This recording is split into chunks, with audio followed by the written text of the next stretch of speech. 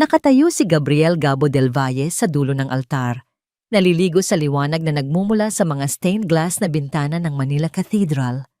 Ang bawat sulok ng simbahan ay pinalamutian ng libu-libong puting rosas, ang paborito ni Isabela. Ang hangin ay mabango, at ang marahan na tugtog ng organ ay nagpapahiwatig ng isang perpektong simula. Sa kanyang harapan, ang mga pinakamayayamang pamilya sa Pilipinas ay nakaupo, mga ngiting nakapinta sa kanilang mga labi, mga matang puno ng paghanga.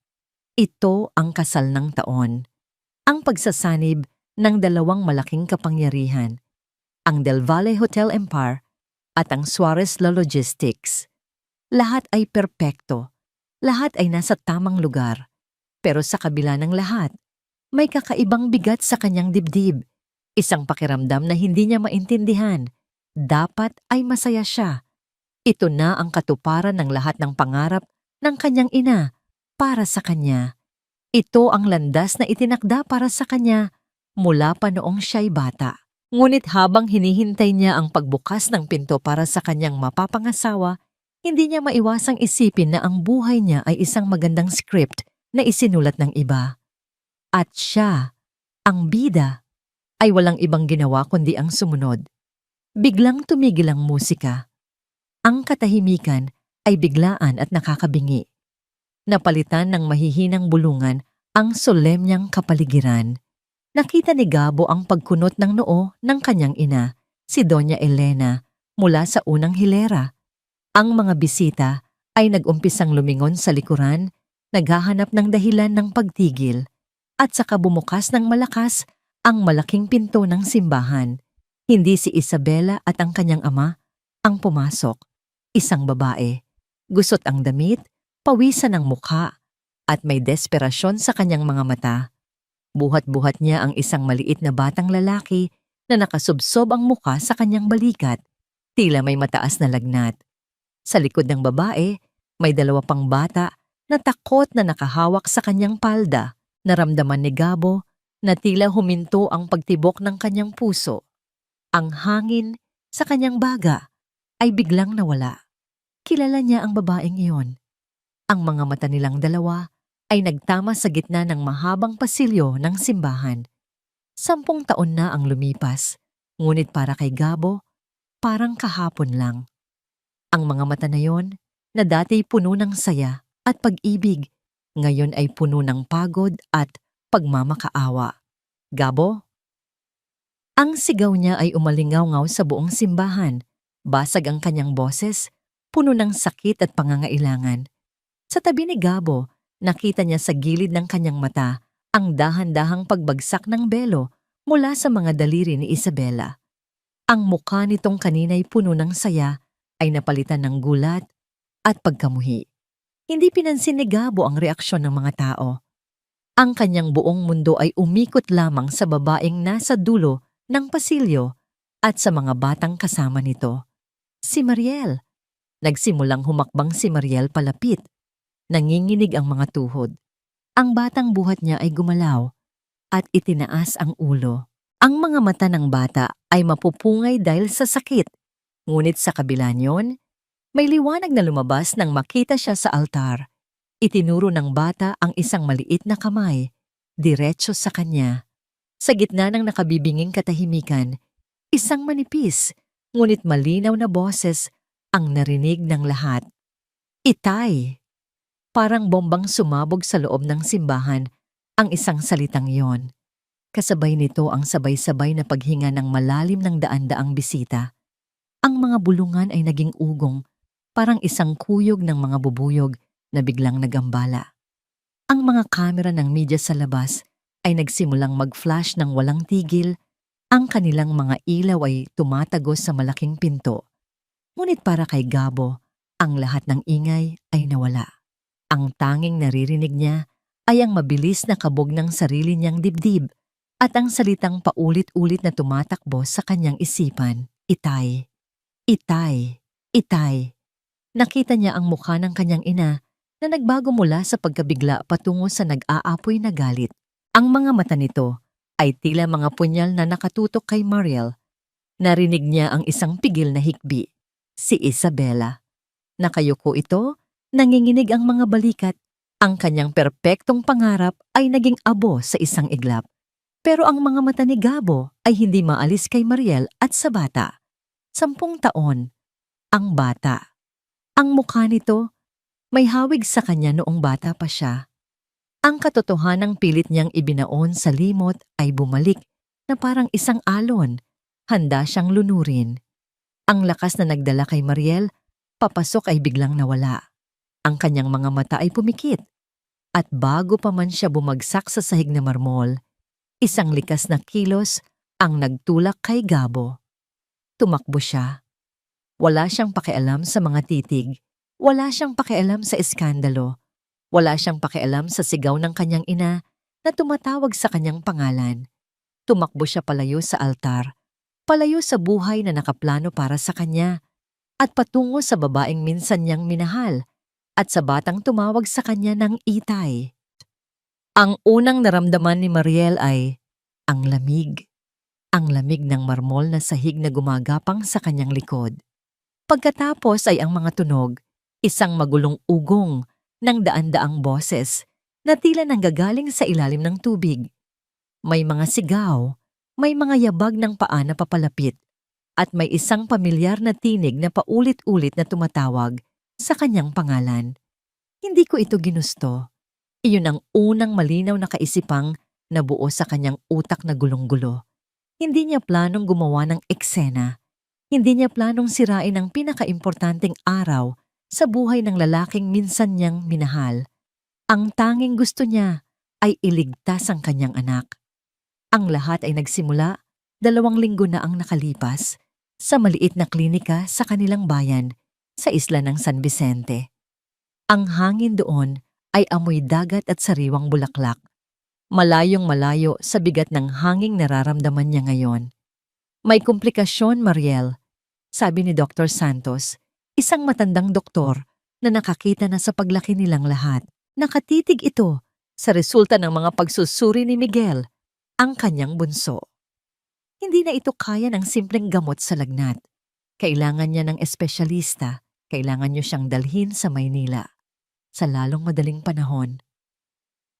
Ang mga salitang iyon ay parang martilyong pumukpok sa kanyang dibdib. Maynila. Ang lugar na 10 taon na niyang iniiwasan. Ang lugar kung saan naiwan ang lahat ng pangarap at sakit. Pero nang makita niya ang nahihirapang paghinga ni Miguel, ang pamumutla nito, alam niyang wala siyang pagpipilian. Kinabukasan, isinangla niya ang maliit na lupang pamana sa kanya ng kanyang mga magulang. Ibinenta niya ang halos lahat ng alahas na naipundar niya, sapat lang para sa pamasahe sa barko at kaunting pera para sa unang konsulta. Ang biyahe ay mahaba at nakakapagod. Sa buong magdamag, gising siya. Binabantayan ang 3 niyang anak na mahimbing na natutulog sa sahig ng barko.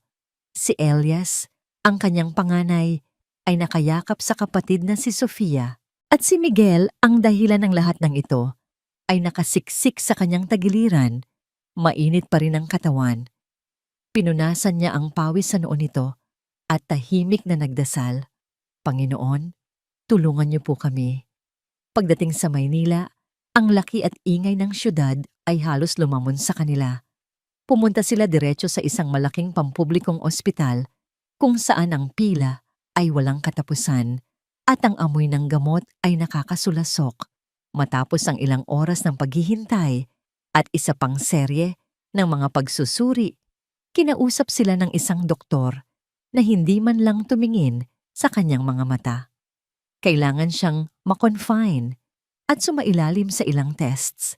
Ang initial deposit pa lang ay malaki. Nang sabihin ng doktor ang halaga, naramdaman ni Mariel na nanlamig ang buong katawan niya.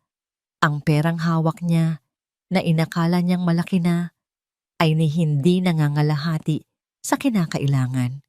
Dok, wala po akong ganoong kalaking pera.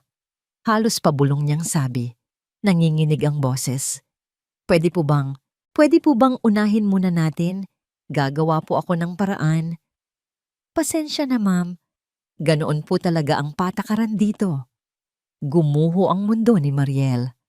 Lumabas siya ng ospital, hila-hila ang kanyang mga anak at umupo sa isang bangketa.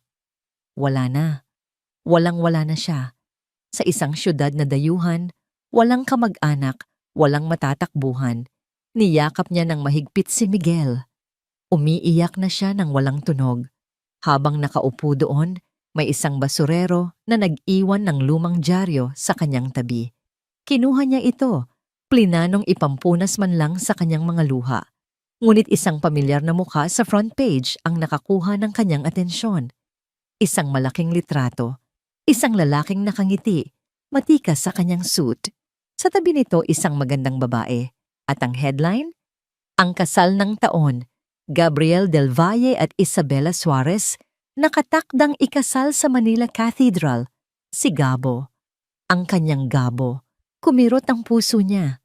10 taon, ngunit ang sakit ay sariwa pa rin. Pero hindi ang sakit ang nanaig, kundi ang petsa at lugar na nakasulat sa ilalim ng litrato.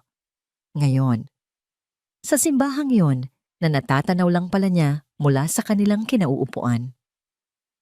Nagsimula ang isang digmaan sa kanyang isipan. Huwag! Huwag mo siyang guguluhin. Pero, paano si Miguel? Ito na ang huling baraha mo, Mariel. Kakapalan mo na ang mukha mo. Hindi para sa kanya, para sa anak niya. Mga anak, tara na, sabi niya. Pinipilit na maging matatag. Tumayo siya. Ang dyaryo ay nayupi sa kanyang nanginginig na kamay. Ang paglalakad patungo sa simbahan, ang pinakamahabang paglalakad sa kanyang buhay. Bawat hakbang ay isang pagtatalo sa kanyang sarili. Hihingi lang ako ng tulong, pakiusap, para lang sa bata. Pagkatapos ay aalis na kami at hindi na magpapakita kailanman. Pagdating niya sa harap ng simbahan, nakita niya ang karangyaan, ang mga mamahaling sasakyan, ang mga taong nakabihis ng magara. Para siyang isang basahan sa gitna ng mga seda. Muntik na siyang umatras, pero narinig niya ang mahinang ubo ni Miguel. Iyon na. Iyon ang nagbigay sa kanya ng lakas. Itinulak niya ang mabigat na pinto at pumasok. At ngayon, habang nakahiga siya sa malamig na sahig, nararamdaman niyang may mga kamay na umaalis sa kanya. Narinig niya ang galit na sigaw ng isang babae, isang boses na nagdudulot ng takot at masasakit na alaala. Palabasin ang babaeng yan. Security! Palabasin niyo siya at ang mga bata. Si Doña Elena. Naramdaman ni Mariel ang paghigpit ng hawak ng kanyang mga anak sa kanyang damit. Naramdaman niya ang takot. At sa huling sandali, bago siya tuluyang lamunin ng dilim, naramdaman niya ang isang pamilyar na init. Isang pares ng malalakas na braso na bumuhat sa kanya mula sa sahig. Bago pa man bumagsak si Mariel, nasalo na siya ng mga braso ni Gabo. Ang bigat ng katawan nito ay tila kabig ng realidad. Mainit siya sa pagod at lagnat ng damdamin. Kasabay ng pag-angat niya kay Mariel, isang sigaw ang pumunit sa ugong ng mga bulungan. Gabriel! What do you think you're doing? Ang boses ng kanyang ina, si Doña Elena, ay parang latigo. Ngunit hindi ito tinalaban ni Gabo. Ang kanyang atensyon ay nasa 3 bata. Ang batang may sakit ay umiiyak na sa bisig ng ina. Ang 2 pa, isang batang lalaki at isang mas batang babae, ay takot na takot. Nakakapit sa damit ni Mariel na tila. Sila'y malulunod. Leo, tulungan mo ako. Sigaw ni Gabo sa kanyang best man na natutulala pa rin sa tabi ng altar. Agad namang kumilos si Leo. Maingat nitong kinuha ang umiiyak na si Miguel mula sa mga braso ni Mariel habang buhat pa rin ni Gabo ang babae. Isakay niyo sila sa kotse ko. Tawagin ang ambulansya ng Del Valle Medical. Utos ni Gabo. Ang kanyang boses ay may awtoridad na ngayon lang niya naramdaman. Hindi ito ang awtoridad ng isang CEO, kundi ng isang taong may kailangang protektahan. Sa paglabas nila ng simbahan, sinalubong sila ng higit pang kaguluhan. Ang mga reporter ay parang mga buwitreng nag-aabang. Ang mga flash ng kamera ay sunod-sunod, nakakasilaw. Ngunit sa gitna ng lahat, isang pader ang humarang sa kanilang daraanan. Si Doña Elena. Nakatayo ito. Ang mukha ay nababalutan ng galit at kahihiyan. Sa likod nito, si Isabela tahimik ngunit ang mga matay nagniningas sa malamig na apoy. Ibagsak mo ang babaeng iyan, Gabriel. Mariing utos ni Doña Elena. Ang boses ay mababa, ngunit puno ng bagsik. Huwag mong dungisan ang pangalan natin nang dahil sa isang manggagamit na desperada. Umiling si Gabo, mas hinigpitan ang pagkakabuhat kay Mariel. Hindi ko siya iiwan, ina. At bakit? Dahil sa sinabi ng isang bata na hindi mo naman kadugo? Nagpapaloko ka ba, Gabriel? Ito ay isang bitag. Isang malaking eskandalo para sirain tayo. Tinitigan ni Gabo ang kanyang ina. At sa unang pagkakataon sa buhay niya, hindi siya natakot. Ina, mga anak ko sila. Hindi niya alam kung saan nanggaling ang mga salitang iyon. Hindi pa siya sigurado. Ngunit sa paglabas nito sa kanyang bibig, naramdaman niya na ito ang tamang sabihin. Ang tanging dapat sabihin. Ang mukha ni Doña Elena ay namutla sa galit. Bago pa ito makasagot, nilampasan sila ni Gabo. Ngunit nahagip ng kanyang tingin si Isabela. Hindi ito sumisigaw. Hindi ito umiiyak. Nakatitig lang ito sa kanya. At sa mga matang iyon, nakita ni Gabo ang isang pangako. Isang pangako ng ganti na mas malalim pa sa nasirang kasal. Sa loob ng ambulansya, ang katahimikan ay nakakabingi. Si Mariel ay nilalagyan na ng suwero. Si Miguel ay inaasikaso ng mga medik. At siya, si Gabo, ay nakaupo sa tabi ng dalawa pang bata. Si Elias at Sofia, iyon ang mga pangalan nila. Naalala niya. Ang batang lalaki, si Elias, ay masama ang tingin sa kanya. Isang tingin na puno ng pagtatanggol at galit. Para bang sinasabi nito, kasalanan mo lahat ng ito. Ang batang babae naman, si Sofia, ay nakatago sa likod ng kuya niya. Sumisilip paminsan-minsan na may halong takot at pagtataka. Tinitigan ni Gabo ang mukha ni Miguel na mahimbing nang natutulog dahil sa gamot. Ang hugis ng ilong, ang kurba ng mga labi. Parang nakatingin siya sa isang lumang litrato ng sarili niya. Isang koneksyon ang biglang nabuo sa kanyang puso. Isang bagay na hindi niya maipaliwanag, ngunit nararamdaman niya hanggang sa kaibuturan ng kanyang kaluluwa. Sa Del Valle Medical Center, ang pinakamagaling na mga doktor ang sumalubong sa kanila. Inilipat si Miguel sa isang private suite sa pediatric ward. Si Mariel naman ay dinala sa isang hiwalay na kwarto para makapagpahinga. Matapos ang ilang oras, nagising si Mariel. Nadatnan siya ni Gabo na nakaupo sa gilid ng kama. Kumusta na siya? Iyon agad ang tanong ni Mariel. Ang boses ay mahina pa. Stable na siya. Mataas ang lagnat dahil sa impeksyon. Pero sabi ng mga doktor, makakaya naman. Sagot ni Gabo. Nakatayo malapit sa pinto. Hindi alam kung paano lalapit. Nagkaroon ng mahabang katahimikan. Tanging ang marahang tunog ng mga makina sa ospital ang maririnig. Mariel, basag ni Gabo sa katahimikan. Kailangan nating mag-usap. Tumango si Mariel, hindi tumitingin sa kanya. Salamat sa tulong, Gabo. Aalis din kami kaagad kapag... Hindi iyon, putol ni Gabo. Lumapit siya, umupo sa silyang nasa tabi ng kama. Ang bata, ang tatlong bata. Mariel, sabihin mo sa akin ang totoo. Sa wakas, tumingin si Mariel sa kanya. Ang kanyang mga mata ay pagod, ngunit may determinasyon. Dahan-dahan niyang kinuha ang kanyang pitaka mula sa maliit na bag na dala niya. Mula roon, kumuha siya ng ilang luma at lukot na mga litrato. Inabot niya ito kay Gabo. Ang unang litrato ay isang sanggol na kamukhang-kamukha ni Miguel. Sa likod, may sulat kamay. Elias, first birthday. Ang pangalawa ay isang batang babae na may malaking ngiti at dalawang tirintas. Sofia, fifth birthday. At ang huli ay isang litrato nilang tatlo. Nakaupo sa damuhan, masaya. Tumingin si Gabo mula sa mga litrato patungo kay Mariel. Ang kanyang puso ay kumakabog ng napakabilis. Ako ba talaga? Isang butil ng luha ang pumatak mula sa mata ni Mariel. Tumango siya. Oo, Gabo, ikaw ang ama nila. Parang isang malakas na suntok ang tumama kay Gabo. Ang hinala ay naging katotohanan. Ang iskandalo ay naging responsibilidad. Sa isang iglap, hindi na siya si Gabriel Del Valle, ang tagapagmana. Siya ay isang ama. Isang ama sa tatlong batang hindi man lang niya nakilala. Biglang nag-ring ang kanyang cellphone. Ang ingay nito ay tila isang alarma sa tahimik na kwarto.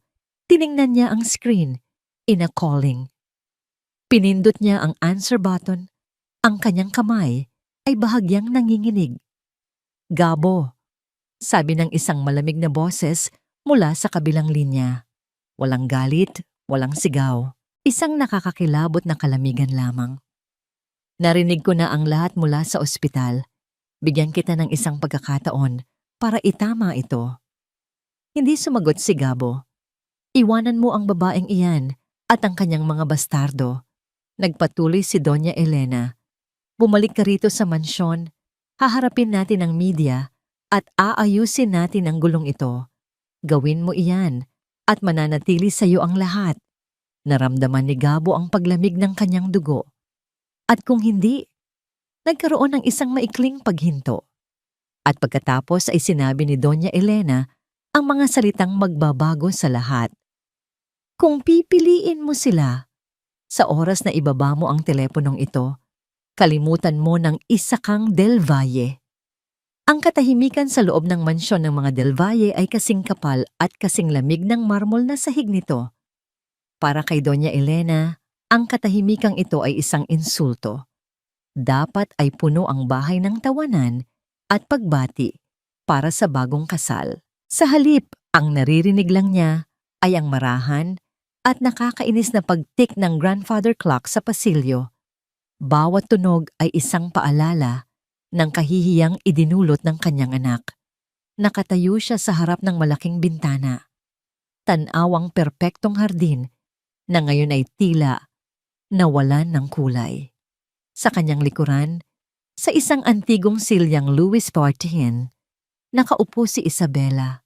Kalmado, masyadong kalmado para sa isang babaeng nasira ang kasal, at iyon ang mas nakapag-aalala kay Doña Elena. Hindi ko akalaing ganoon kahina si Gabo. Basag ni Isabela sa katahimikan. Ang kanyang boses ay walang bahid ng luha, tanging yelo. Ang tumakbo palayo sa sarili niyang kasal para sa isang hamak na babae mula sa probinsya. Humarap si Doña Elena. Ang kanyang muka ay isang maskara ng kontroladong galit. Hindi siya mahina. Siya ay nabulag. At ang ahas na yon ang may kasalanan ng lahat. Isang maliit at mapait na ngiti ang sumilay sa labi ni Isabela. Ahas, tita? O isang multo mula sa nakaraan na hindi ninyo naitapon ng maayos? Ang mga salitang yon ay tumama. Alam ni Isabela. Siyempre alam nito. Bahagi iyon ng kanilang kasunduan. Ngunit ang paraan ng pagkakasabi nito ay may panunumbat.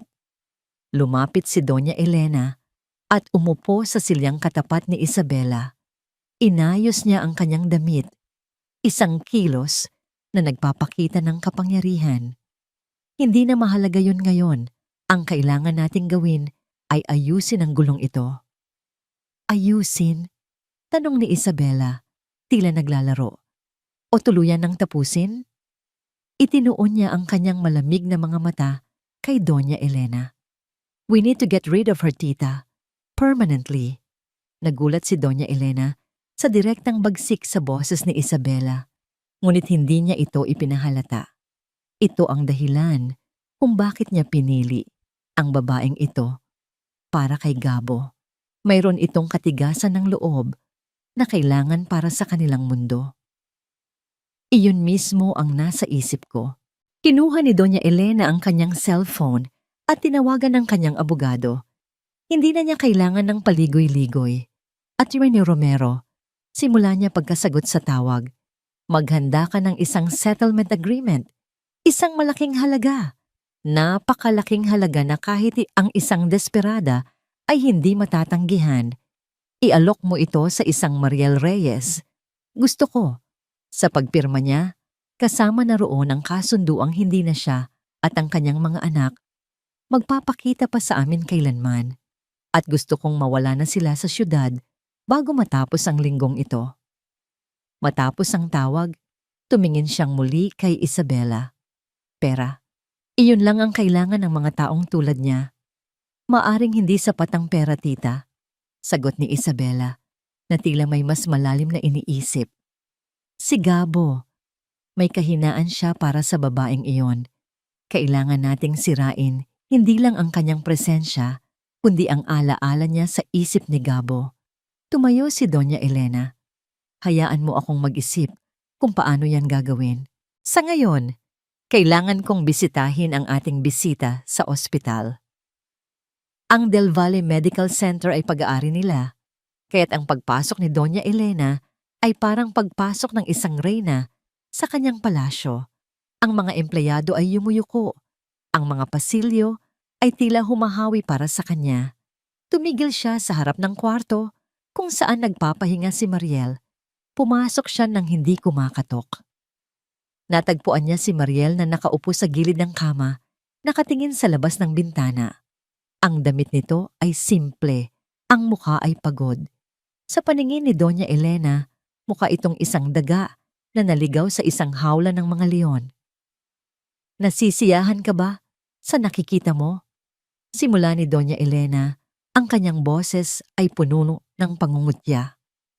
Ang karangyaan, ang pribilehiyo. Ito ba ang pinangarap mo nang planuhin mo ang eksena sa simbahan? Napalingon si Mariel, gulat. Hindi po. Hindi po yun ang intensyon ko. Huwag ka nang magsinungaling. Putol ni Doña Elena. Lumapit ito. Alam na alam ko ang uri mo. Mga babaeng gumagamit ng kanilang katawan para umangat sa buhay. At kapag hindi nakuha ang gusto, gagamitin naman ang mga bata. Sabihin mo sa akin, magkano? Magkano ang presyo mo at ng iyong mga anak para mawala na kayo sa buhay namin? Nanginginig ang mga labi ni Mariel. Wala po kayong karapatan. Karapatan? Tumawa si Doña Elena. Isang tawang walang saya. Ako ang may-ari ng lahat ng nakikita mo, pati na ng ospital na kinalalagyan mo. Ang dugo ng mga Del Valle ang dumadaloy sa ugat ng anak ko at hinding-hindi ako papayag na madungisan iyon ng putik na tulad mo. Tandaan mo yan. Tinalikuran niya si Mariel na umiiyak ng tahimik. Habang naglalakad siya pabalik sa kanyang kotse, tumunog ang kanyang telepono. Si Isabela. Tumawag si Gabo, tita. Sabi nito sa kabilang linya. Ang boses ay nagpapanggap na malungkot. Sinabi ko sa kanya na naiintindihan ko, na nag-aalala ako para sa kanya. Sinabi kong susuportahan ko siya anuman ang mangyari. Kailangan niyang maramdaman na ako ang kakampi niya ngayon. Napangisi si Doña Elena. Matalinong bata. Ngunit sa likod ng paghanga, may bahagyang kaba. Alam niyang may hawak si Isabela laban sa kanya. Isang sikreto tungkol sa kung paano nalugi ang negosyo ng mga Suarez, maraming taon na ang nakalipas dahil sa isang desisyon niya. Isang sikretong ginamit ni Isabela para makuha ang loob niya at ang kasal kay Gabo. Alam ni Doña Elena na naglalaro sila ng parehong laro. Ngunit sa ngayon, magkaalyado sila. Pagdating niya sa mansyon, isang lalaking nakauniforme ng isang private investigator ang naghihintay sa kanya. Matagal na niya itong tauhan, ang inatasan niyang magmanman sa buhay ni Mariel sa probinsya bago pa man ang kasal. Ma'am, sabi ng lalaki, iniabot ang isang malaking brown na sobre. Ayon po sa utos ninyo, kinuha ito ni Doña Elena at pumasok sa kanyang pribadong opisina. Sinarado niya ang pinto. Dahan-dahan niyang binuksan ang sobre. Sa loob, may mga litrato, mga malabong larawan na kinunan mula sa malayo. Si Mariel, nakikipag-usap sa isang lalaki sa palengke. Si Mariel, tumatawa habang kausap ang parehong lalaki sa tapat ng kanilang maliit na bahay. At ang pinakahuli, isang shot kung saan hinawakan ng lalaki ang balikat ni Mariel. Isang kilos na maaaring maging simple, ngunit sa anggulo ng kamera, mukhang malapit at personal. Isang malamig at matagumpay na ngiti ang gumuhit sa mga labi ni Doña Elena. Ito na. Ito na ang sandatang kailangan niya. Hindi pera, kundi pagdududa. Kinuha niya ang litratong pinakakompromiso. Tinitigan niya ito at sa kanyang isipan, nabuo na ang susunod na hakbang ng kanyang laro. Ngayon, Gabriel, bulong niya sa sarili. Tingnan natin kung paano mo pa maipagtatanggol ang babaeng ito. Inilipat ni Gabo sina Mariel at ang mga bata sa isa sa mga pinakamalaking suite ng Del Valle Hotel, katapat lang ng ospital. Naisip niya na mas magiging komportable sila roon kaysa sa isang kwarto ng ospital. Mas may espasyo para sa mga bata. Mas malayo sa amoy ng gamot. Inutusan niya ang staff na punuin ang isang kwarto ng mga pinakamahal na laruan mula sa video games hanggang sa mga dambuhalang teddy bears. Ito ang alam niyang paraan para bumawi. Ito ang wika na kanyang naiintindihan, ang wika ng pera. Ngunit natuklasan niyang ang mga bata ay hindi pamilyar sa wikang ito. Sinubukan niyang lapitan ang mga ito habang si Mariel ay nagpapahinga sa kabilang silid. Si Miguel ay mahimbing na natutulog sa malaking kama. Bumubuti na ang kalagayan. Si Sofia ay tahimik na nagdodrawing sa isang sulok gamit ang mga krayolang ibinigay sa kanya. Si Elias na naman, ang panganay, ay nakatayo malapit sa bintana. Nakatanaw sa mga nagdaraang sasakyan sa ibaba. Matigas ang anyo. Elias, marang sabi ni Gabo, hawak ang isang kahon na naglalaman ng isang komplikadong robot. Tingnan mo, para sa iyo ito. Lumingon ang bata. Ang mga mata nito ay mata ng 10 taong gulang, ngunit ang bigat na dala nito ay parang sa isang matanda. Tiningnan lang nito ang laruan. Pagkatapos ay tumingin ito ng diretso kay Gabo. Ayoko po niyan. Simpleng sagot nito at muling tumalikod. Ang simpleng pagtanggi ay parang isang sampal kay Gabo. Napabuntong hininga siya at lumapit naman kay Sofia. Ngumiti siya. Sofia, gusto mo ba ng manika? Pwede natin siyang bihisan. Tumingin sa kanya si Sofia. Ang kanyang mga mata ay malaki at puno ng pag-iingat. Hindi ito nagsalita. Yumuko lang at ipinagpatuloy ang pagdodrawing. Naramdaman ni Gabo ang isang pader sa pagitan nila. Isang pader na hindi kayang tibagin ng kahit gaano karaming pera o laruan. Paano ba ito? Paano ka magiging ama sa mga anak na hindi mo man lang nakitang lumaki? Biglang tumunog ang kanyang cellphone. Isang tawag mula sa kanyang sekretarya. Kailangan siya sa opisina para sa isang agarang bagay. Isang parte sa kanya ang nakahinga ng maluwag. Isang pagtakas mula sa awkward na sitwasyong ito, pabalik sa mundong kanyang kabisado. Pagdating niya sa kanyang opisina sa Del Valle Tower, ang karangyaan at kapangyarihan ng lugar ay tila isang baluti na muli niyang isinuot. Ngunit ang pakiramdam ng kasiguruhan ay hindi nagtagal. Naghihintay sa kanya sa loob ang kanyang ina. Nakatayo si Doña Elena sa gitna ng opisina. Ang kanyang tindig ay perpekto. Ang kanyang mukha ay seryoso. Walang galit, tanging isang malungkot na determinasyon. Gabriel, anak, malumanay nitong sabi. Alam kong naguguluhan ka. Alam kong gusto mong gawin ang tama. Ina, kung naparito kayo para muling sabihin na iwanan ko sila. Hindi. Putol nito, itinaas ang isang kamay. Naparito ako para buksan ang iyong mga mata. May inilapag siyang isang sobre sa kanyang malaking mahogany desk, ang parehong sobre na naglalaman ng mga litrato. Hindi ako bulaga pa, Gabriel. Nag-imbestiga ako. Kailangan kong malaman kung anong klaseng tao ang sumira sa pinakaimportanteng araw ng buhay mo. Nag-aalangan man, binuksan ni Gabo ang sobre. Nakita niya ang mga litrato, malabo, kinunan mula sa malayo. Si Mariel, tumatawa habang kausap ang isang lalaki. Si Mariel, hinawakan sa balikat ng lalaking yon. Sino siya? Tanong ni Gabo. Nararamdaman ang pag-akyat ng isang hindi maipaliwanag na kaba. Isang mangingisda sa kanilang bayan. Sagot ni Doña Elena, ang boses ay puno ng pekeng awa. Sabi ng mga kapitbahay, napakadalas daw sa bahay nila. Masyadong malapit sa mga bata. Gabriel, naiintindihan mo ba? Maaaring ginagamit ka lang niya. Maaring hindi sa'yo ang lahat ng batang iyon. Ang mga salita ng kanyang ina ay parang lason na dahan-dahang gumapang sa kanyang sistema. Bumalik sa isip niya ang pagtanggi ni Elias, ang pag-iwas ni Sofia, ang 10 taon ng pananahimik ni Mariel. Bakit ngayon lang? Bakit sa mismong araw ng kasal niya? Hindi iyan magagawa ni Mariel, sabi niya, mas para sa sarili niya kaysa sa kanyang ina. Ngunit ang binhi ng pagdududa ay naitanim na. Bumalik siya sa hotel suite na parang isang bagyo. Ang kanyang isip ay gulong-gulo.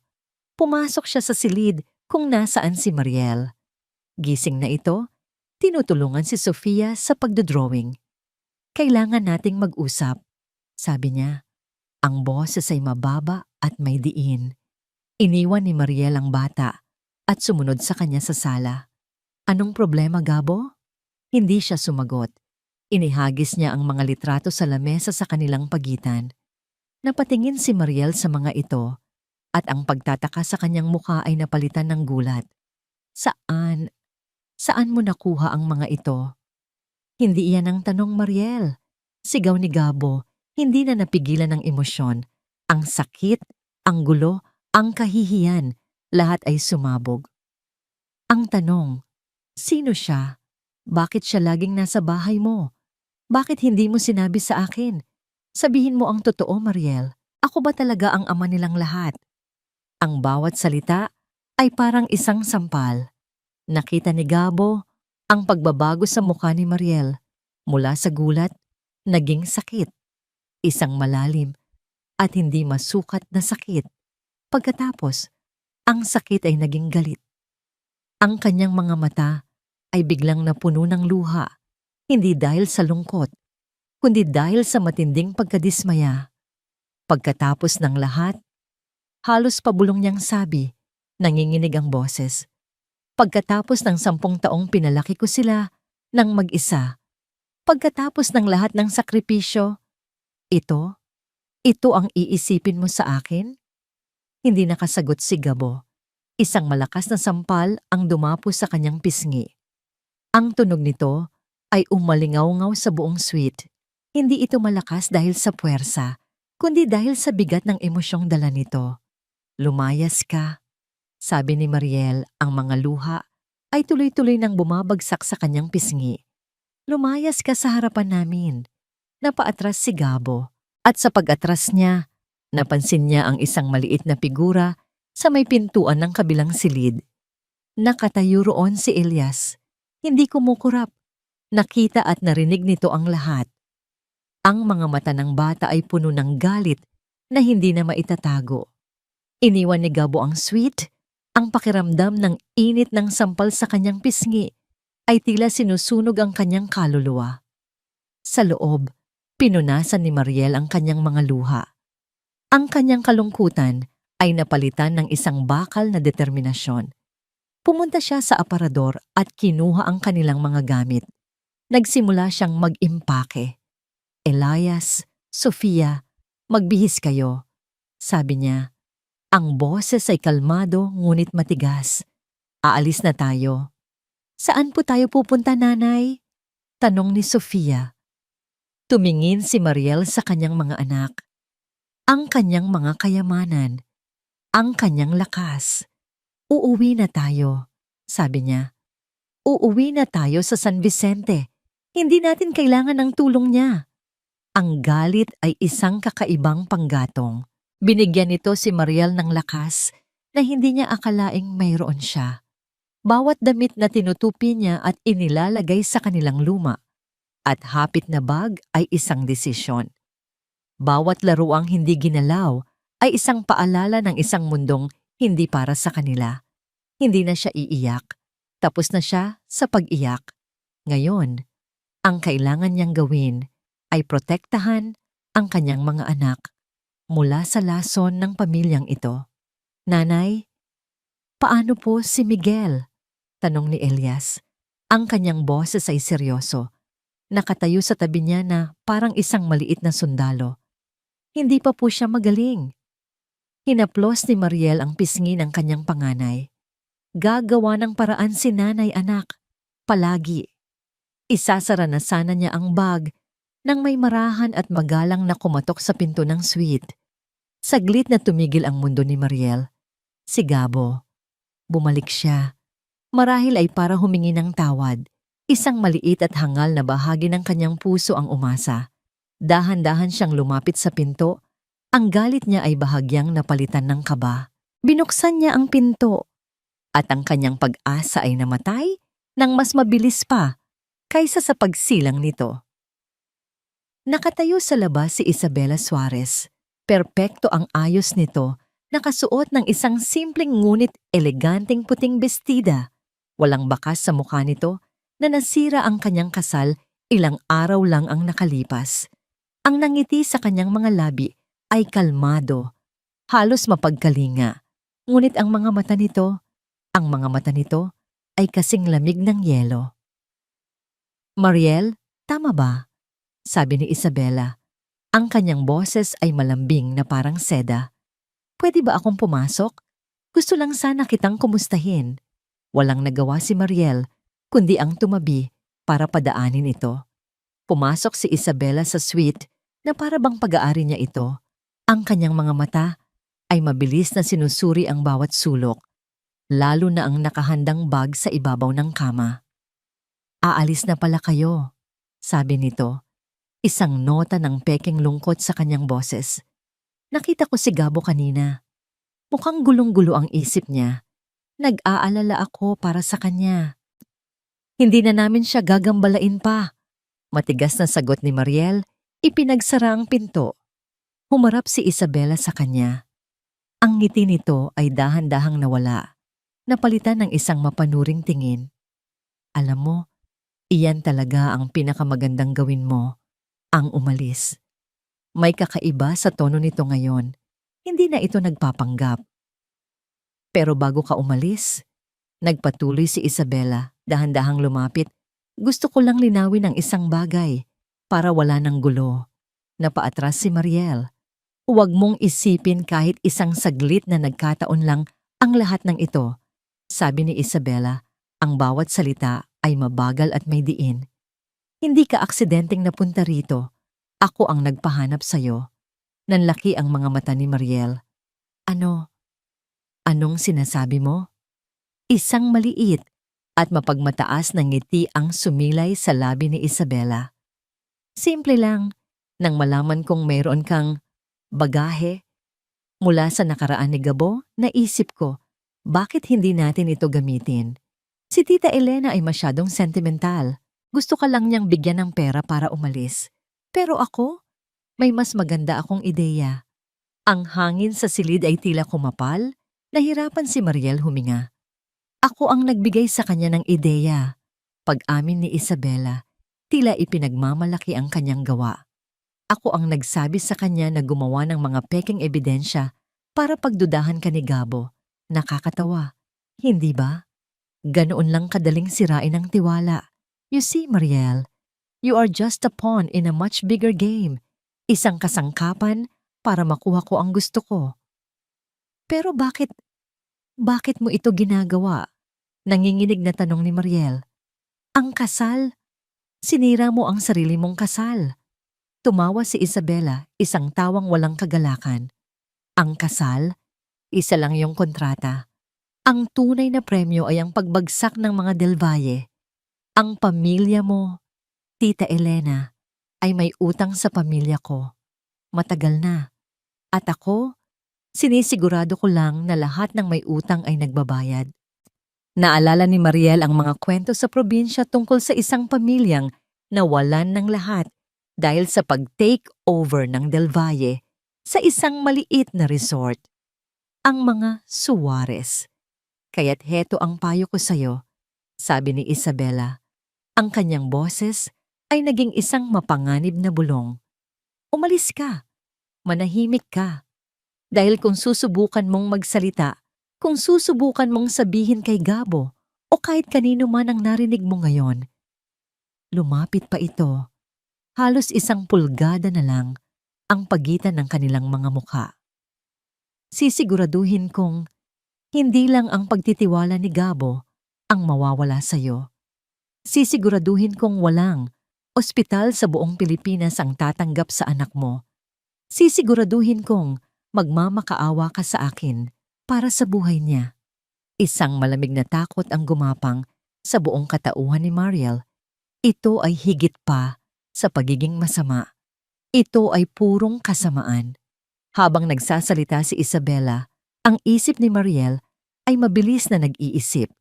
Ang kanyang cellphone. Nasa ibabaw ito ng maliit na mesa sa tabi niya. Kung makukuha lang niya. Nang tumalikod si Isabela para kumuha ng isang baso ng tubig na para bang siya ang may-ari ng lugar, kumilos si Mariel. Dahan-dahan, nanginginig ang kamay.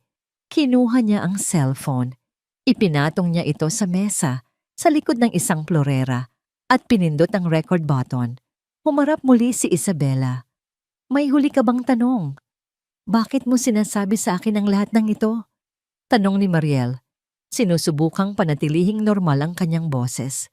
Dahil gusto kong malaman mo kung gaano ka kawalang kaya. Sagot ni Isabela, umiinom mula sa baso.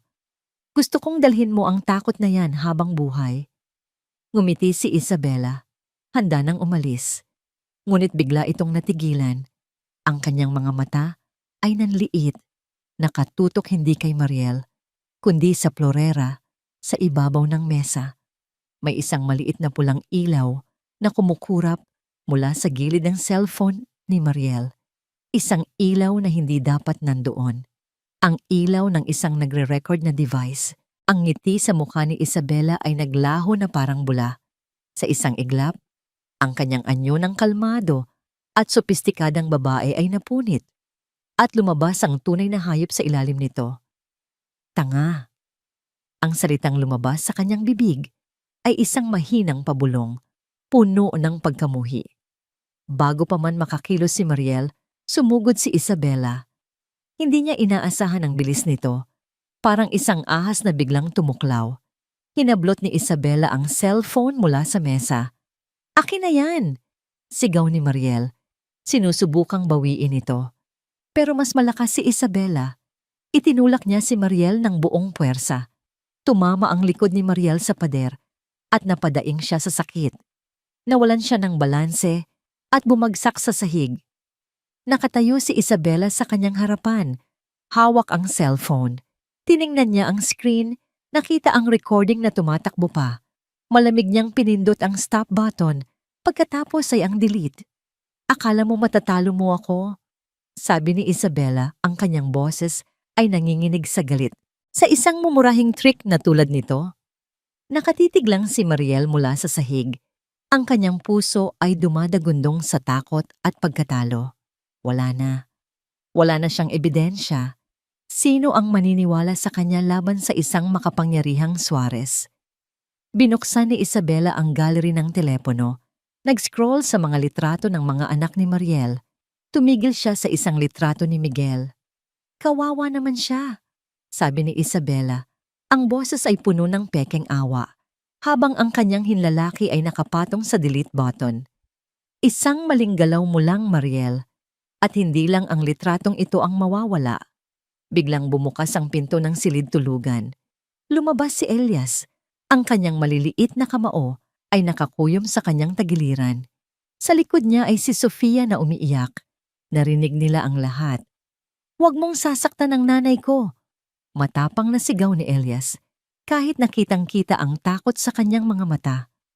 Tumingin si Isabela sa bata, at sa halip na matakot, tila mas nasiyahan pa ito. Tingnan mo nga naman, isang maliit na bayani. Ibinulsa ni Isabela ang cellphone ni Mariel. Isipin mo itong isang paalala, sabi niya.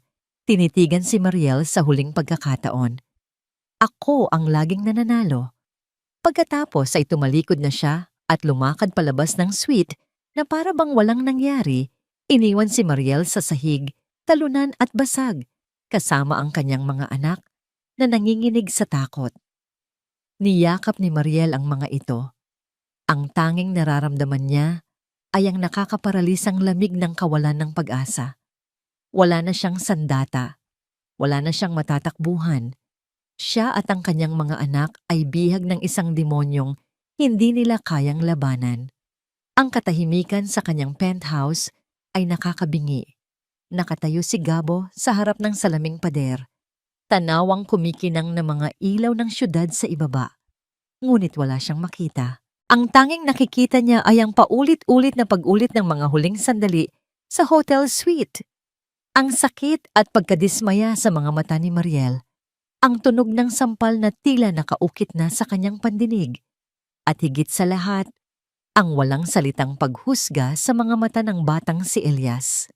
Ang init sa kanyang pisngi ay matagal nang nawala. Ngunit ang kirot ay nananatili, mas malalim at mas masakit. Hinawakan niya ang kanyang pisngi. Ano ba ang ginawa ko? Naniwala siya. Sa isang iglap, sa ilang piraso ng malabong litrato, pinili niyang paniwalaan ang lason na ibinulong ng kanyang ina kaysa sa babaeng nagbigay sa kanya ng 3 anak. 10 taon itong nanahimik at nagsakripisyo at ang isinukli niya ay isang mapanghusgang sigaw at kawalan ng tiwala. Ang tanga ko. Hindi na siya nakatiis. Kailangan niyang bumalik. Kailangan niyang humingi ng tawad. Hindi para sa sarili niya, kundi para sa kanila. Para sa mga batang nasaktan ng kanyang mga salita. Dali-dali siyang bumalik sa hotel. Ang bawat hakbang sa pasilyo patungo sa suite ay parang isang pag-amin sa kanyang pagkakamali. Huminga siya ng malalim bago kumatok. Walang sumagot. Kumatok siyang muli, mas malakas na ngayon. Mariel? Ako to, si Gabo. Pakiusap, mag-usap tayo. Katahimikan pa rin. Ginamit niya ang kanyang master keycard para buksan ang pinto. Mariel? Ang suite ay malinis at tahimik. Masyadong tahimik. Ang bag na kanina'y inaayos ni Mariel ay wala na. Ang mga laruang nakakalat sa sahig ay wala na rin.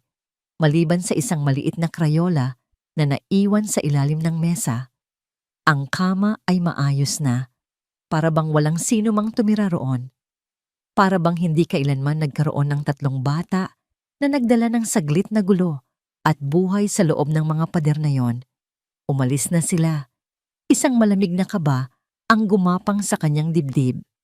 Kinuha niya ang kanyang cellphone, nanginginig ang mga daliri habang hinahanap ang numero ni Mariel. Tinawagan niya ito. 1 ring, 2, 3. Pagkatapos, ang boses mula sa network provider. The number you have dialed is currently unavailable. Please try your call later. Patay ang telepono. Sinubukan niya ulit at ulit. Pareho pa rin ang resulta. Napasabunot siya sa sariling buhok. Ang pagsisisi ay unti-unting nagiging desperasyon. Saan sila pupunta? Wala silang pera. Wala silang matutuluyan sa malaking syudad na ito. Habang paikot-ikot siya sa loob ng suite, parang isang leon sa loob ng hawla, tumunog ang kanyang telepono. Sa pag-asang si Mariel iyon, mabilis niya itong sinagot nang hindi tinitingnan ang screen. Mariel? Gabo? Si Isabela to. Napasandal si Gabo sa pader. Ang pag-asa sa kanyang boses ay agad na nawala. Isabel, not now. Narinig ko, sabi nito. Ang boses ay puno ng maingat na pag-aalala. Narinig kong umalis na siya. Okay ka lang ba? Nag-aalala ako sa'yo. Okay lang ako. Maikling sagot niya. Alam kong masakit. Nagpatuloy si Isabela, ang kanyang boses ay parang isang malambing na balsamo. Pero baka ito na ang pinakamabuti para sa lahat. Para sa'yo, masyadong magulo ang lahat ng ito. Tandaan mo, Gabo, nandito lang ako. Hihintayin kita. May kung anong hindi tama sa tono nito. Isang bagay na masyadong kalmado, masyadong kontento. Sa gitna ng kanyang pagkabalisa, naagip ng kanyang isipan ang isang ala-alang nagbigay sa kanya ng bahagyang kilabot.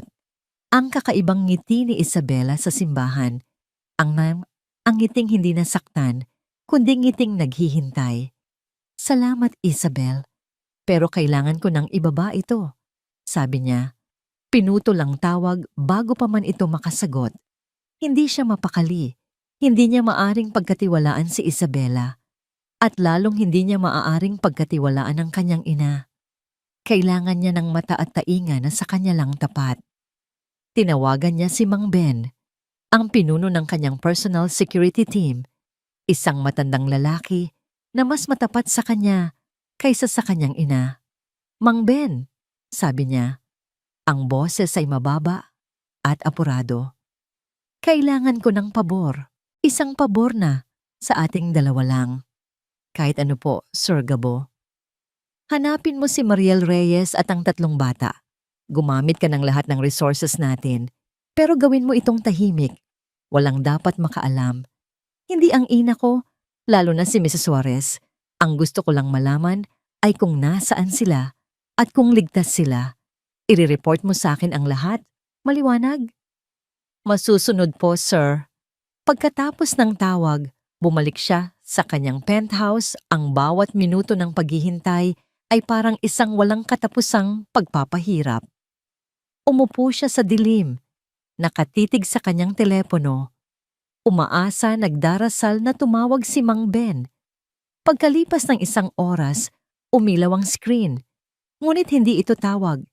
Isang text message mula sa numero ni Mariel. Napabangon siya, ang puso niya'y kumabog ng mabilis. Binuksan niya ang mensahe na may halong takot at pag-asa. Binasa niya ito. Huwag mo na kaming gambalain. Tinanggap ko na ang alok ng iyong ina. Masaya na kami. Ang bawat salita ay parang isang suntok sa kanyang sikmura. Gumuho ang kanyang pag-asa. Ganoon lang pala kadali. Pera. Tama pala ang kanyang ina. Tama sila. Napakabobo niya para maniwala na mayroon pang natitira sa kanilang nakaraan. Napayuko siya. Ang telepono ay halos madulas sa kanyang kamay. Ngunit binasa niya itong muli. At muli. Mayroong mali. Isang bagay na hindi tama. Ang alok ng iyong ina. Tumayo siya at nagsimulang maglakad-lakad. Ang kanyang utak ay mabilis na nagpoproseso. Ang mensahe ay masyadong formal, masyadong malinis. Hindi ito ang boses ni Mariel na puno ng emosyon. At higit sa lahat, naalala niya ang pag-uusap nila sa telepono, ang pagbabanta ng kanyang ina. Kalimutan mo ng isa kang Del Valle. Iyon ang huling pag-uusap nila. Hindi pa nagkakaroon ng alok. At pagkatapos, isang salita sa mensahe ang tumatak sa kanyang isipan. Isang salitang nagpatindig ng lahat ng balahibo sa kanyang katawan. Ina. Siya lang ang tumatawag sa kanyang ina ng ina sa harap ni Mariel. Para kay Mariel, si Doña Elena ay ang nanay mo o Doña Elena. Hindi nito kailanman gagamitin ang salitang ina para tukuyin ang babaeng humamak dito. Ang nagpadala ng mensaheng ito ay hindi si Mariel. Ang nagpadala nito ay isang taong nakarinig kung paano niya tawagin ang kanyang ina. Isang taong may hawak ng telepono ni Mariel, isang malamig at matalas na hinala ang pumalit sa kanyang pagsisisi. Ang mukha ni Isabela na may pekeng pag-aalala ay biglang lumitaw sa kanyang isipan. Hindi ito pagtatapos, isa itong laro. At ngayon, alam na ni Gabo na hindi lang si Mariel ang kalaban. Kinabukasan, ang hangin sa loob ng Del Valle Tower ay mas mabigat kaysa karaniwan. Ang mga empleyado ay yumuyuko sa pagdaan ni Gabo. Ngunit ang kanilang mga mata ay puno ng mga tanong at bulungan na hindi nila masabi ng malakas. Ang eskandalo sa simbahan ay kumalat na parang apoy. Ito ang laman ng bawat blind item sa dyaryo, ang pinag-uusapan sa bawat coffee shop. Ang perpektong imahe ng pamilyang Del Valle ay nagkaroon ng malaking lamat at ang taong may hawak ng martilyo para basagin ito nang tuluyan ay naghihintay sa kanya sa boardroom. Pagpasok ni Gabo sa malaking silid na napapaligiran ng salamin, nadatnan niya ang buong board of directors na nakaupo sa paligid ng mahabang mesa. Lahat sila ay naroon, mga matatandang lalaki at babae na ang mga pamilya ay kaalyado ng mga Del Valle sa loob ng maraming dekada.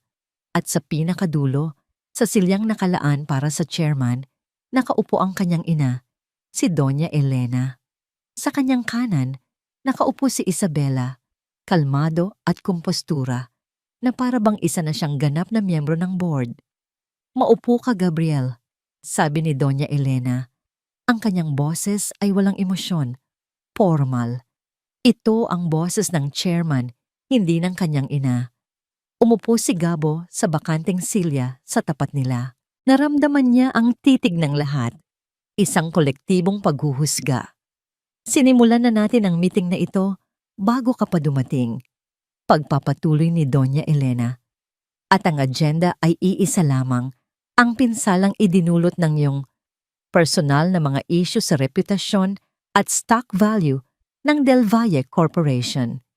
Inilapag ng isa sa mga board member ang isang folder sa harap ni Gabo. Sa loob, may mga chart na nagpapakita ng biglaang pagbaba ng kanilang stocks sa merkado mula nang pumutok ang balita.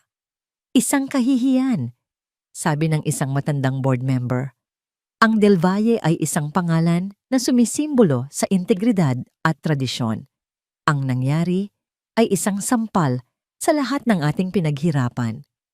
"Naiintindihan ko ang pag-aalala ninyo," sagot ni Gabo. Pinipilit na panatilihing kalmado ang kanyang boses. "At handa akong ayusin ito. Maglalabas tayo ng isang opisyal na pahayag." "Huli na para dyan," putol ni Doña Elena. Ang pinsala ay nagawa na.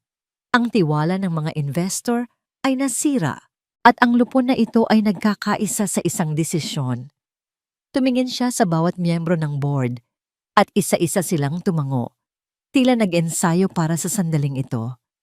Dahil sa iyong kawalan ng kakayahang paghiwalayin ang personal mong buhay sa iyong profesional na tungkulin at dahil sa malaking panganib na dala mo sa hinaharap ng kumpanyang ito, ang board ay bumoto na pansamantala kang tanggalin sa iyong posisyon bilang Chief Executive Officer effective immediately.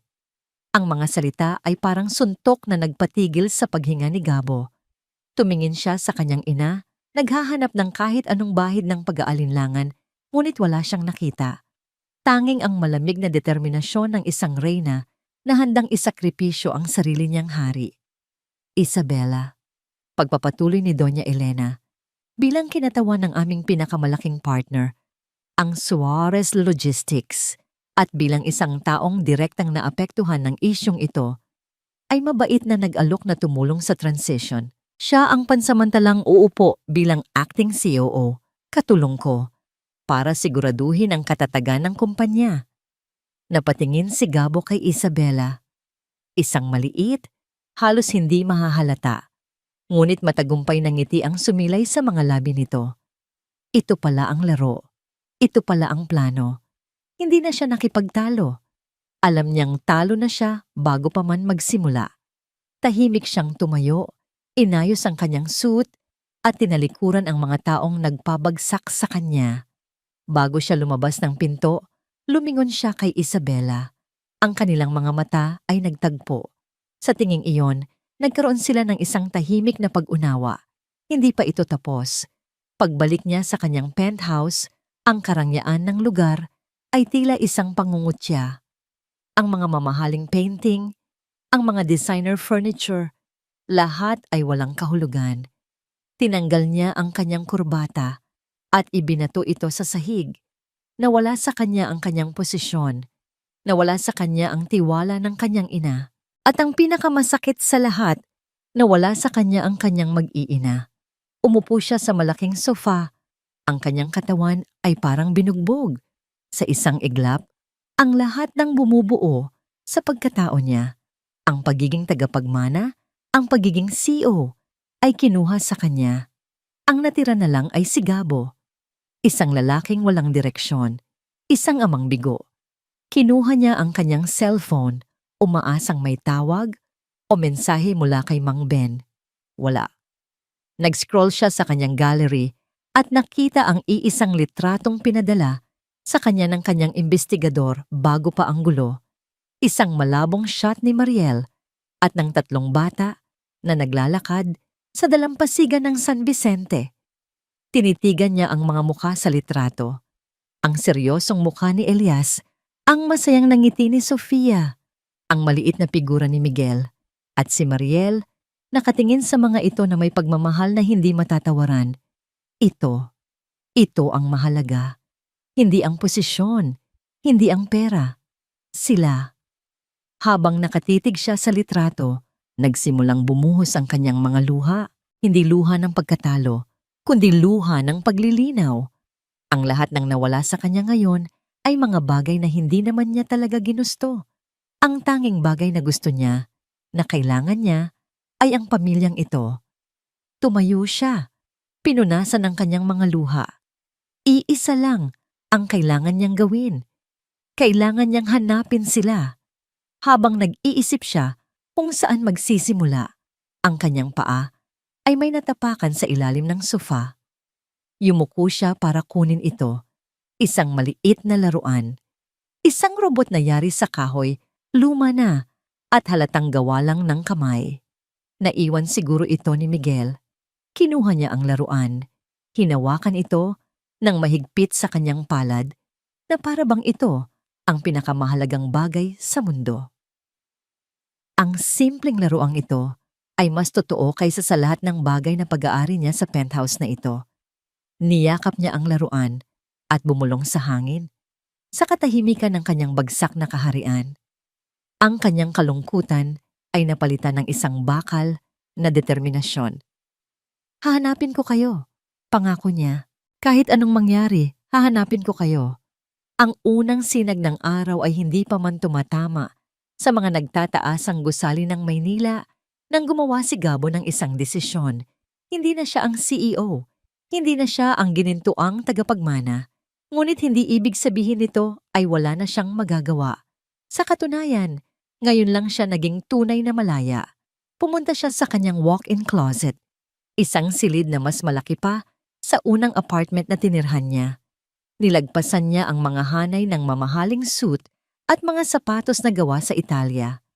Sa pinakasulok, sa ilalim ng mga lumang gamit, nandoon ang isang simpleng backpack na ginamit niya sa isang camping trip noong kolehiyo. Isang bihirang pagkakataon na nakatakas siya mula sa kanyang nakaplano ng buhay. Kinuha niya ito at nilagyan ng ilang simpleng damit. Mga t-shirt, maong, isang pares ng rubber shoes. Isinilid niya ang lahat ng perang nahanap niya sa kanyang wallet. Iniwan ang lahat ng credit cards sa ibabaw ng kanyang kama. Sa tabi ng mga ito, inilapag niya ang susi ng kanyang luxury car. Ang huling bagay na inilagay niya sa backpack ay ang maliit na kahoy na robot ni Miguel, ang kanyang anting-anting. Bago umalis, tumawag siya sa iisang tao na mapagkakatiwalaan niya. Mang Ben, magkita tayo sa lobby sa loob ng 10 minuto. Huwag kang magsuot ng uniforme. Sa lobby, naghihintay na si Mang Ben, nakasuot ng simpleng polo shirt. Ang dati magalang na security head ay mukha na ngayong isang simpleng tiyuhin. Sir Gabo, ano po ang nangyayari? Nag-aalalang tanong nito. Umalis na ako sa kumpanya, Mang Ben. Simpleng sagot ni Gabo na ikinagulat ng matanda. At ngayon, kailangan kong hanapin ang pamilya ko at kailangan ko ang tulong mo. Kumuha si Gabo ng isang sobre mula sa kanyang bulsa. Ito ang natitira sa personal kong ipon. Gamitin mo ito para alamin kung saan dinala ni Isabela si Mariel at ang mga bata. Ang hinala ko, hindi sila umalis ng Maynila. Itinago lang sila. Hanapin mo ang anumang property na pag-aari ng mga Suarez. mga bahay, bodega, kahit ano. At kapag nahanap mo, huwag kang gagawa ng kahit ano. Tawagan mo lang ako. Pero sir, saan po kayo pupunta? Pupunta ako kung saan nagsimula ang lahat, sabi ni Gabo. Pupunta ako sa San Vicente. Ang pagsakay sa bus ay isang bagong karanasan para kay Gabo.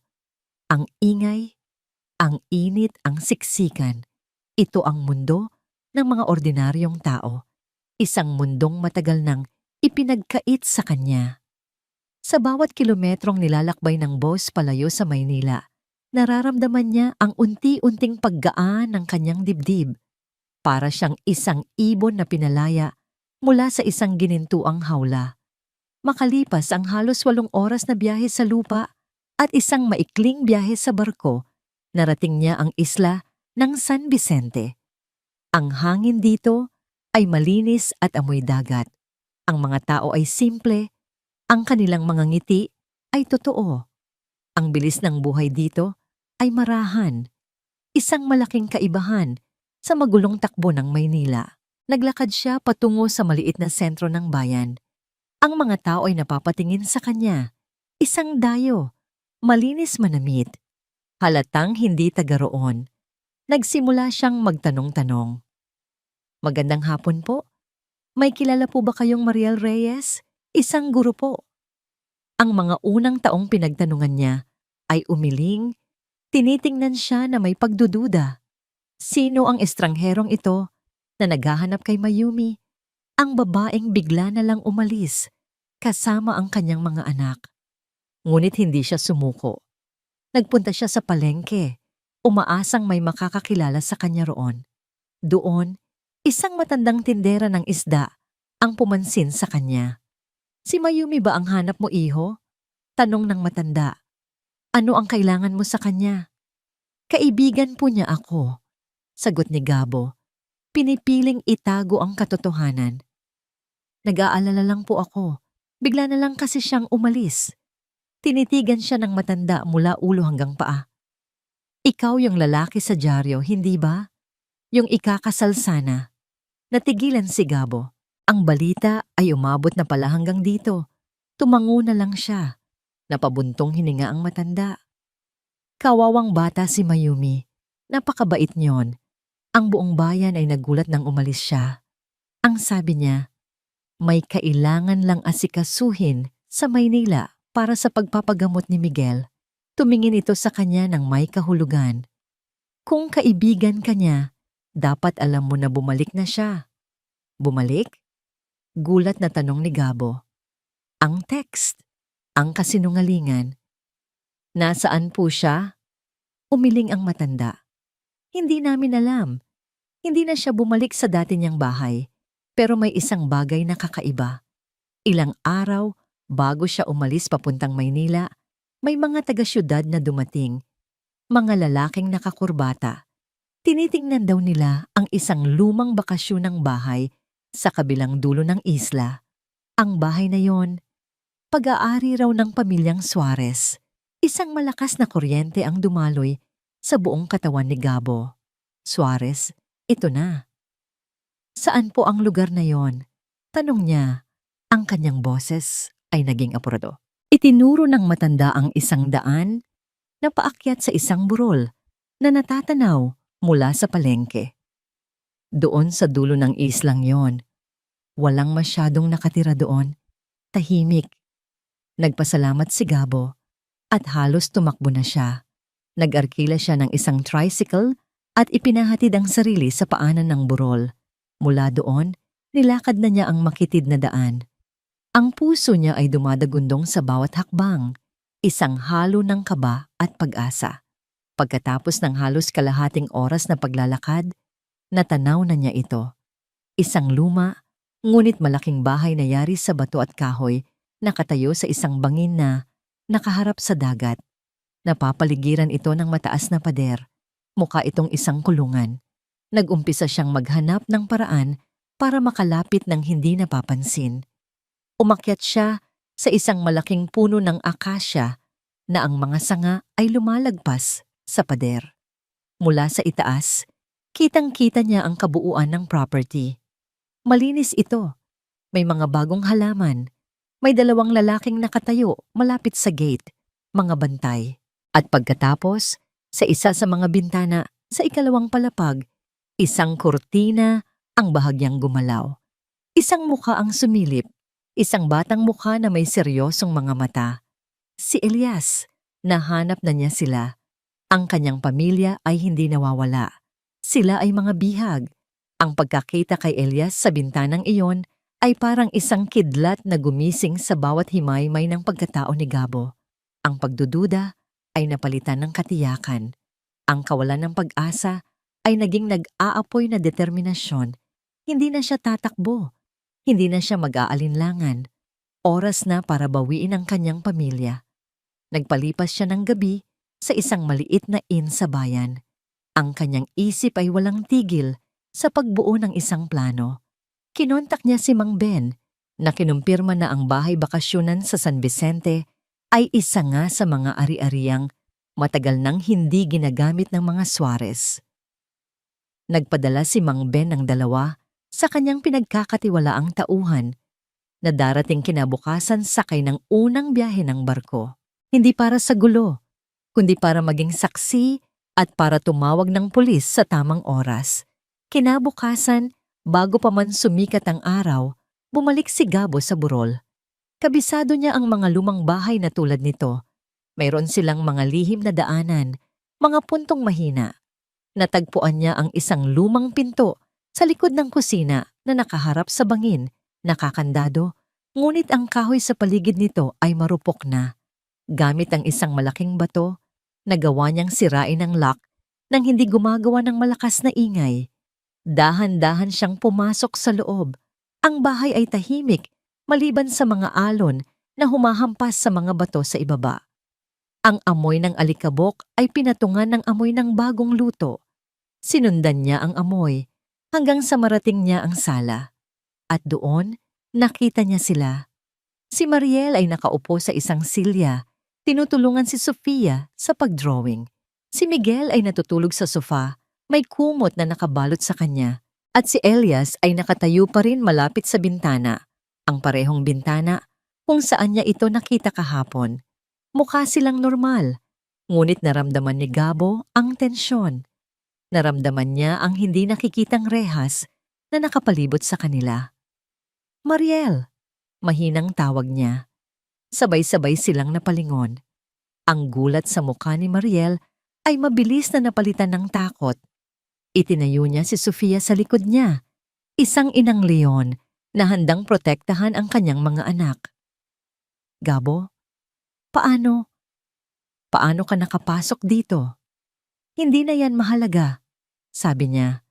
Dahan-dahang itinaas ang kanyang mga kamay para ipakita na wala siyang masamang intensyon. Nandito ako para kunin kayo. Umalis ka na, pakiusap ni Mariel. Ang kanyang boses ay nanginginig. Mapapahamak lang tayo kapag nakita ka niya. Hindi ako aalis nang hindi kayo kasama. Biglang bumukas ang pinto. Pumasok si Isabela. May dalang isang tray ng pagkain. Ang kalmadong nangiti sa kanyang mukha ay naglaho nang makita si Gabo. Napalitan ito ng purong pagkamuhi. Napakagaling. Sarkastikong sabi ni Isabela, maingat na ibinaba ang tray. Ang prinsipe, naglakbay para iligtas ang kanyang hamak na prinsesa. Anong isang klishe? Tapos na ang laro mo, Isabela. Mariing sabi ni Gabo. Tumawa si Isabela. Tapos na. Gabo, hindi mo ba nakikita? Ngayon pa lang nagsisimula ang laro ko. Wala na sa'yo ang posisyon mo. Ang pangalan mo ay nadungisan na. At ang pamilya mo, nasa mga kamay ko. Bakit mo ito ginagawa? Tanong ni Gabo, kahit alam na niya ang isang bahagi ng sagot. Dahil ba sa negosyo ng pamilya niyo na nalugi dahil sa amin? Ang mukha ni Isabela ay nag-iba. Ang galit ay naging personal. Negosyo? Hindi lang yun negosyo. Yun ang buhay ng tatay ko. Yun ang lahat sa amin. Nang agawin ng ina mo ang resort na yon, hindi lang ang kabuhayan namin ang kinuha niya. Kinuha niya ang dignidad ng tatay ko. Namatay siyang isang bigong tao at ipinangako ko sa kanya. Sa kanyang libingan, nababawiin ko ang lahat at hihigitan ko pa. Sa gitna ng tensyonadong pag-uusap, isang boses ang pumutol sa kanila. Anong kaguluhan ito? Si Doña Elena. Nakatayo ito sa may pintuan kasama ang kanyang sariling mga alalay. Ang kanyang muka ay puno ng pagtataka at galit. Gabriel! Isabela! Ano ang ibig sabihin nito? Sinundan niya si Gabo. Ngumiti si Isabela. Mabutit dumating ka, tita, para masaksihan mo ang huling kabanata, ang pagbagsak ng Casa del Valle. Isabela, ano bang pinagsasabi mo? Naguguluhang tanong ni Doña Elena. Alam mo, tita, sabi ni Mariel, sa wakas ay nagsalita. Ang kanyang boses ay matatag na ngayon. Lahat ng ebidensyang ipinakita niya sa inyo laban sa akin. Lahat ng litrato, lahat ng kasinungalingan, siya ang may gawa. Huwag kang maniwala sa kanya, Elena, sigaw ni Isabela. Pero may isang bagay siyang hindi inaasahan. Nagpatuloy si Mariel, tinitingnan si Isabela ng diretso sa mata. Nang kunin niya ang cellphone ko, akala niya nabura na niya ang lahat. Kinuha niya ang isang maliit na tablet mula sa ilalim ng unan sa sofa. Pero hindi niya alam na lahat ng file sa cellphone ko ay automatic na nakasave sa cloud. Pinindot niya ang play at ang boses ni Isabela ay umalingaw-ngaw sa buong silid, malinaw at hindi maikakaila. Ako ang nagpahanap sa'yo. Ako ang nagbigay ng ideya kay Tita Elena. You are just a pawn in a much bigger game. Ang mukha ni Doña Elena ay namutla. Ang pagtataka sa kanyang mga mata ay napalitan ng pangingilabot. Tumingin siya kay Isabela, ang babaeng tinuring niyang parang anak, na para bang nakakita siya ng isang demonyo. Naintindihan na niya ang lahat. Ginamit siya, minanipula. Ikaw, bulong ni Doña Elena. Hayop ka! Nang makitang wala na siyang takas, isang desperadong kislap ang lumitaw sa mga mata ni Isabela. Kumilos siya ng mabilis. Bago pa man may makapigil sa kanya, hinila niya si Miguel mula sa sofa at itinutok sa leeg nito ang isang kutsilyo mula sa tray ng pagkain. Walang kikilos. Sigaw niya, ang kanyang boses ay basag sa desperasyon. Lalabas kami rito ng ligtas. Kung hindi, sasaktan ko ang bata. Si Mariel ay napasigaw sa takot. Si Doña Elena ay napahawak sa kanyang bibig. Ngunit si Gabo ay nanatiling kalmado. Tumingin siya sa mga mata ni Elias. Elias, sabi niya sa isang mahinahon ngunit matatag na boses. Naaalala mo yung larong itinuro ko sa'yo noon sa plaza? Yung paghahagis ng bato sa lata? Hindi naintindihan ng mga babae ang sinasabi niya. Pero si Elias, sa isang iglap, ay tumango. Ngayon na, sabi ni Gabo. Mula sa kanyang bulsa, mabilis na dinukot ni Elias ang isang maliit ngunit mabigat na bato na lagi niyang dala. Sa isang perpektong pag-asinta, inihagis niya ito ng buong lakas at tinamaan ang kamay ni Isabela na may hawak ng kutsilyo. Bumagsak ang kutsilyo sa sahig. Sa pagkakataong yon, sumugod si Gabo. Itinulak niya si Isabela palayo sa bata, habang si Mariel naman ay mabilis na niyakap si Miguel. Kasabay noon, ang mga tauhan ni Mang Ben at ang mga pulis na tinawagan nila ay pumasok sa bahay.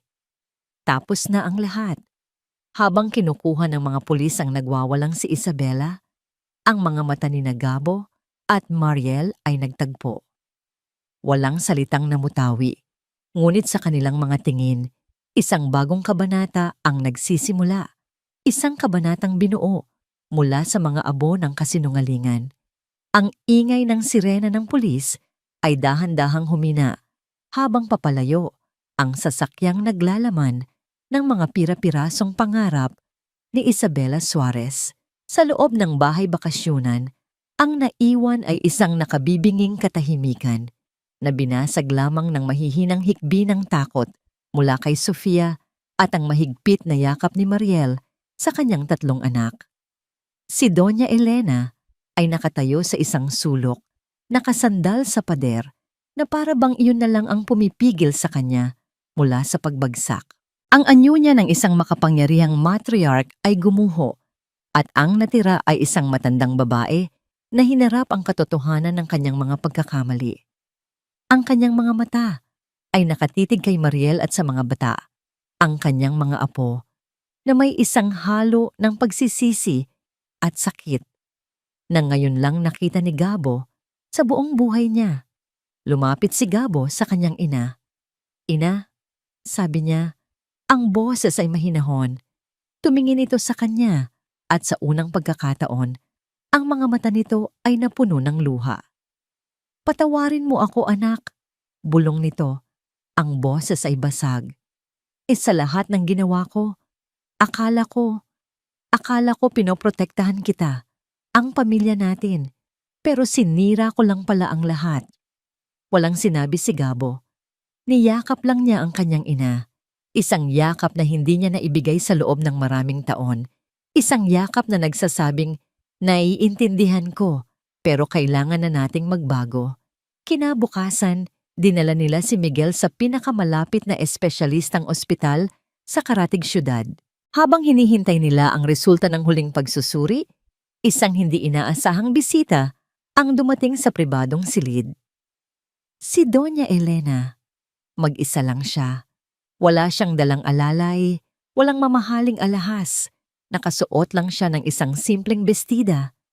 Dahan-dahan siyang lumapit kay Mariel na nakaupo sa tabi ng kama ni Miguel. "Mariel," sabi niya, ang kanyang boses ay nanginginig. "Alam kong walang salita ang makakapagpunan sa lahat ng sakit na idinulot ko sa iyo at sa mga batang ito." Tumingin siya sa kanyang mga apo na nagtatago sa likod ni Mariel. "Pero sana balang araw, mapatawad niyo ako." Hindi sumagot si Mariel. Tumingin lang siya kay Doña Elena.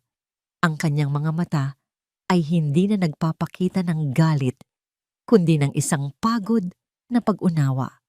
Iyon na ang huling pagkikita nila sa loob ng mahabang panahon.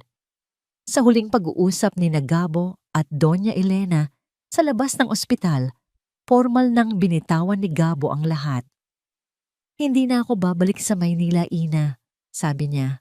"Hindi na ako babalik sa Del Valle Corporation. Pero anak, iyon ang iyong pamana." "Ang tunay kong pamana," sabi ni Gabo, lumingon sa pintuan ng silid kung nasaan ang kanyang mag-iina, "ay nasa loob." Pinatawad niya ang kanyang ina, ngunit pinili niyang tahakin ang sariling landas. Isang landas na malayo sa anino ng kanilang pangalan. Makalipas ang isang taon, ang hangin sa San Vicente ay sariwa pa rin, amoy dagat at pinatuyong isda.